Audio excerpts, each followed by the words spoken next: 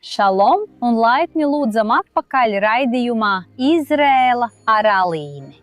Šodien mēs esam atbraukuši uz Bēršebu, patriarhu pilsētu, lai apskatītu Bībeles arheoloģiju. Mēs apskatīsim Ābrahāma aku, karaļu vārtus un arī redzēsim kaut ko briesmīgu un maz zināmu – elku altāri, kas ir tieši saistīts ar kādu Bībeles fragmentu. Mēs redzēsim kaut ko tādu, kas šokēja pat visskeptiskākos arheologus. Tāpēc palieciet ar mums līdz beigām, jo šodiena patiešām būs pārsteidzoša. Tātad, ja esat gatavi, sāksim!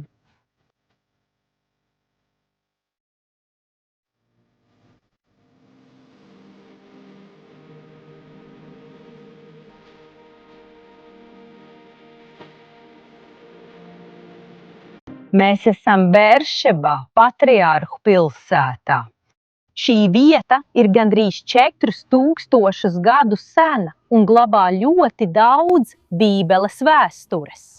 Šajā apgabalā dzīvoja arī mūsu patriarhs Abrahāms. Un arheoloģiskie izrakumi šeit, kas sākās 1969. gadā, atklāja milzīgu vietu ar daudziem atradumiem.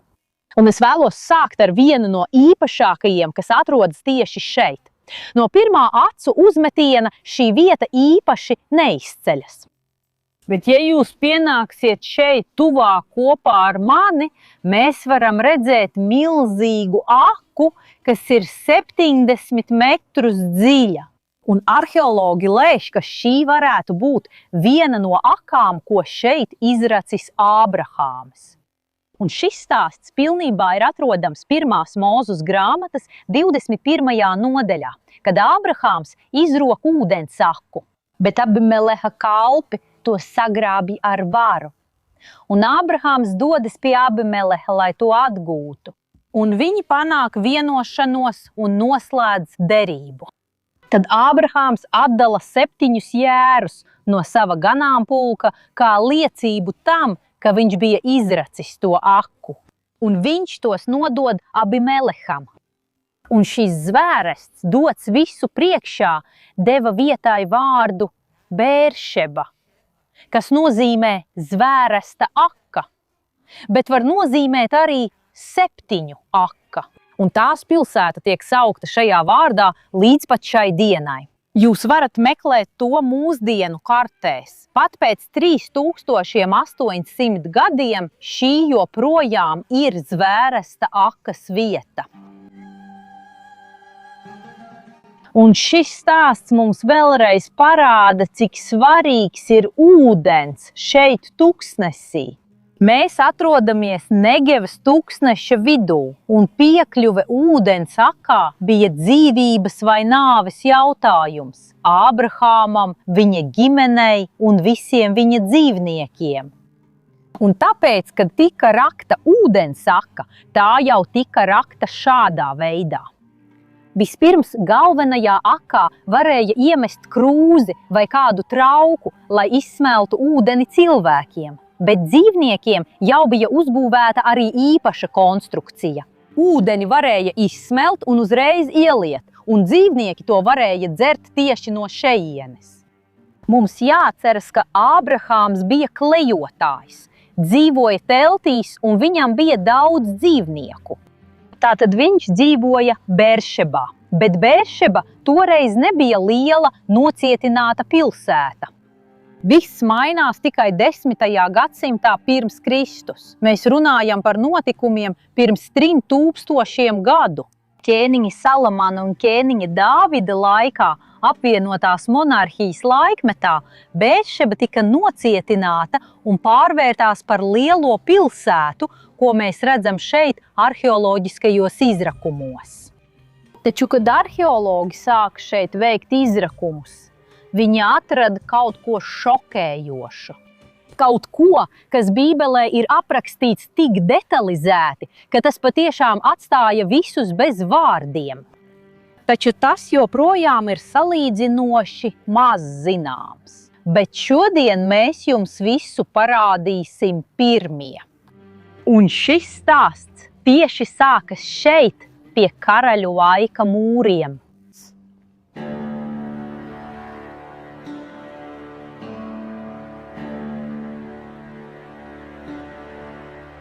Mēs redzam šeit mūri, un es gribu, lai jūs pamanāt, ka šeit ir līnija.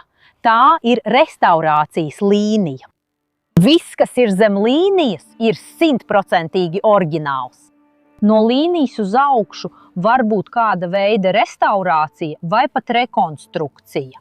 Tas nozīmē akmeņi, kas bija nokrituši un tika atkal novietoti, vai arī šis te, kas patiešām ir rekonstruēts tāpat kā oriģināls, bet veidots mūsdienu cilvēku rokām. Bet, kad arheologi bija šeit, strādāja un izraka šo mūri un aiz tā esošo noliktavu, viņi sastapās ar dažiem dīvainiem akmeņiem, kas atšķīrās no pārējiem. Pilnīgi gludi un apstrādāti akmeņi. Un dažiem no tiem bija tas, kas izskatījās pēc ragiem. Un arheologi saprot, ka šie akmeņi sākotnēji nebija daļa no mūra. Tie bija citas būves daļa, kas kāda iemesla dēļ tika nojaukta un akmeņi tika izmantoti atkārtoti. Un ko arheologi nolemj darīt? Viņi nolemj izņemt šos atšķirīgos akmeņus no mūra un sāk salikt puzli. Un tas, kas izveidojās no šīs puzles, ir kaut kas pārsteidzošs. Un es vēlos to jums tagad parādīt.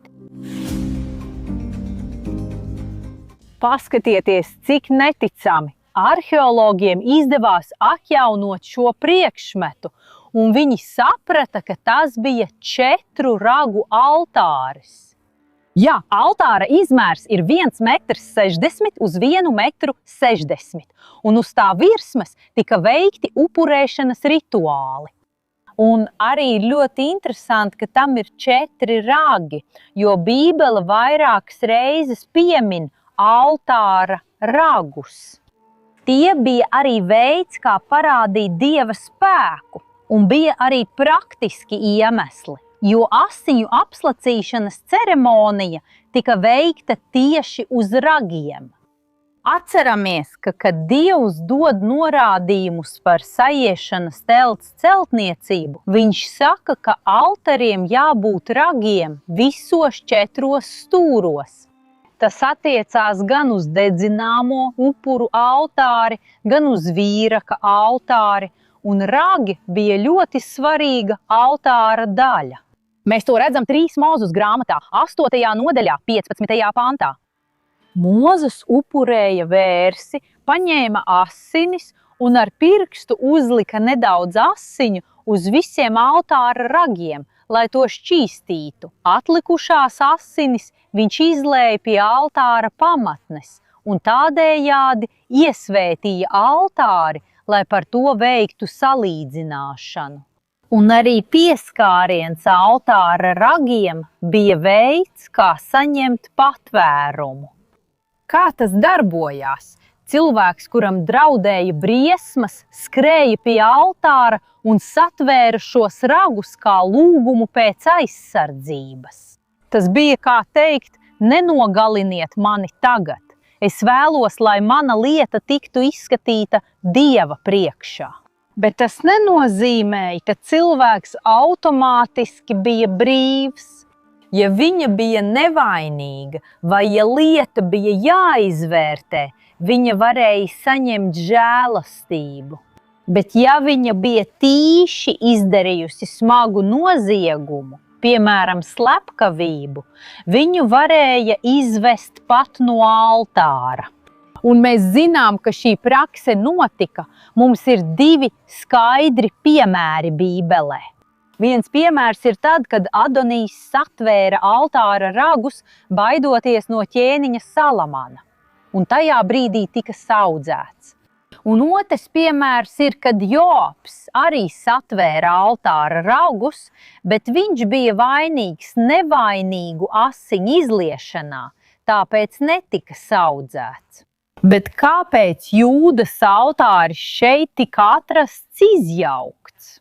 Un vēl vairāk, Tā akmeņi tika pārstrādāti un izmantoti mūra sienā. Kāda tam ir jēga? Atbilde arī ir atrodama Bībelē. Mēs redzam, ka Bībelē ir norāde, ka Dieva pielūgšanai vajadzētu būt koncentrētai Jeruzālemē. Un vairākas reizes vēsturē mēs redzam, ka Izraēla tauta nepakļāvās šim norādījumam un dažkārt pat pielūdza elkus dažās pilsētās. Un tāpēc mums ir divi lielie ķēniņi – ķēniņš Hiskija un ķēniņš Josija, kuri veica reliģiskas reformas, lai sekotu Dieva gribai. Un daļa no šīs reformas bija elku altāru nojaukšana. Un tāpēc lielākā daļa speciālistu piekrīt, ka šī altāra nojaukšana ir daļa no vienas no šīm divām reliģiskajām reformām, kas ir sīki aprakstītas Bībelē. Vai nu Hiskijas vai Josijas. Šeit Beršebā atrastais altārs ir tik nozīmīgs, ka tas tika nogādāts Izraēlas muzejā, lai to aizsargātu. Un tas, kas tagad atrodas šeit mums blakus, ir kopija. Jau pats fakts, ka šis elku altāris tika atrasts, ir kaut kas neticams. Bet tagad sāksim ar šokējošo mūsu stāsta daļu. Šodien es jums pastāstīšu par arheologu Jigēlu Jadinu, vienu no ievērojamākajiem arheologiem Izrēlā, kurš patiešām ir revolucionējis mūsu zināšanas. Un pētījums, ko Jigēls Jadins veica ar šo altāri un šajā pilsētā, parāda, tā ir Jošijas reliģiskā reforma. Apskatīsim, kā pat vismazākās Bībeles detaļas piepildās šeit. Tāpēc mēs tagad kopā izlasīsim visas šīs rakstu vietas un skatīsimies ar savām acīm. Josija bija 8 gadus vecs, kad sāka valdīt un valdīja 31 gadu Jeruzālemē. Viņš darīja to, kas tam kungam patīk, un staigāja Dāvida, sava priekšteča ceļos, nenovirzoties ne pa labi, ne pa kreisi. Un pati Bībele saka, ka Josija pārspēja tos, kas valdīja pirms viņa, tāpat kā Ezehijs valdīja pirms viņa. Un arī ir teikts, ka viņš pārspēja tos, kas valdīja pēc viņa. Ne pirms, ne pēc Josijas nebija neviena ķēniņa kā viņš, kas būtu atgriezies pie tā kunga no visas sirds, no visas dvēseles un ar visu savu spēku, saskaņā ar visu Mūzes likumu. Josijas valdīšanas laiks bija iezīmēts ar teritoriālu paplašināšanos un arī ar garīgu atmodu, piemēram, templī. Un tagad mums ir jālasa ļoti uzmanīgi 2. ķēniņu grāmata, 23. nodaļa, 8. pants. Josija atveda visus priesterus no Jūdas pilsētām, no Gebas līdz Beršebai. Viņš apgānīja altārus, uz kuriem priesteri bija kvēpinājuši vīraku. Viņš nogāza elku altārus pie vārtiem, ieskaitot altāri pie Josos vārtiem. Pilsētas pārvaldnieka, kas atradās pa kreisi no ieejas tajā. Mēs dzirdējām, kā šī reliģiskā šķīstīšana nonāca līdz šejienei, līdz Beršebai, un ka tika iznīcināti elku altāri. Orģinālā ir rakstīts Bamā, un tieši tas šeit nav jebkāda veida altāris. Šis ir Bamā tipa altāris. Un teksts pat mums precīzi pasaka, kur pilsētā tas atradās. Tomēr ir problēma. Tā kā šis altāris tika izjaukts, mums nav iespējams precīzi zināt, no kurienes tas tika paņemts. Vai varbūt tomēr ir? Tieši Jigēla Jadina pētījumi cenšas mums parādīt, kur pilsētā atradās šis altāris. Mēs varam to redzēt ar arheoloģijas palīdzību. Un tieši to es tagad vēlos darīt kopā ar jums.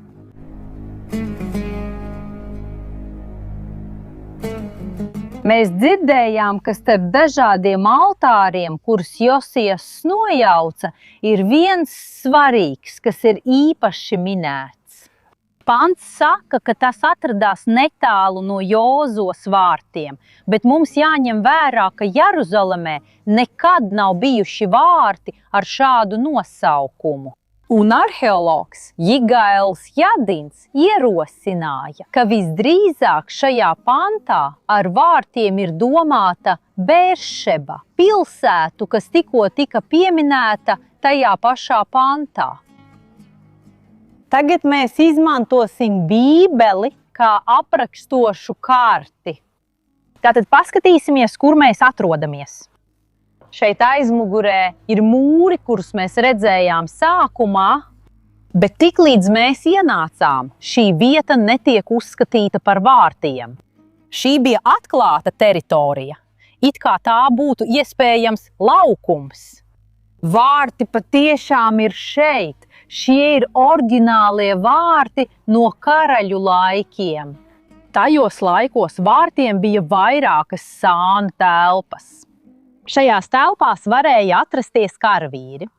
Tur tika iekasēti arī nodokļi. Tas nozīmē, bez šaubām, šī ir vārti. Un paskatieties no gaisa attēla, to ir vieglāk saskatīt. Vārtiem ir 4 sānu telpas, 2 katrā pusē. Un dzelzs laikmetā Berševā bija tikai 1 vārti. Un vai šie ir tie Jozos vārti, kas minēti Bībelē? Un teksts mums stāsta, ka pa kreisi no vārtiem atradās pārvaldnieka māja. No ienācēja skatu punkta iesim iekšā un pagriezīsimies pa kreisi. Pievērsiet uzmanību visam, pat vissīkākajām detaļām. Šīs ir tās telpas, par kurām es runāju, karavīru telpas. Tātad šī ir vārtu kreisā puse, un tieši šeit pirmais ēkas korpus pa kreisi no vārtiem ir vieta, kur mēs ieiesim. Saskaņā ar arheologa Jigala Jadina teikto, šeit bija gubernatora māja. Arheoloģija bez šaubām spēja mums pierādīt, ka šeit bija liela celtne, liela māja. Starp citu, tā stiepās daudz tālāk uz šo pusi, taču visa šī teritorija šeit ir iebrukusi.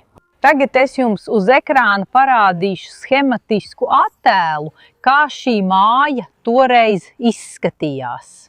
Mēs nevaram zināt, kā sauca cilvēku, kurš šeit dzīvoja. Vai viņu patiešām sauca Josuē? Bet, ja šī ir māja, kas minēta Bībelē, kur varētu atrasties šis lielais altāris?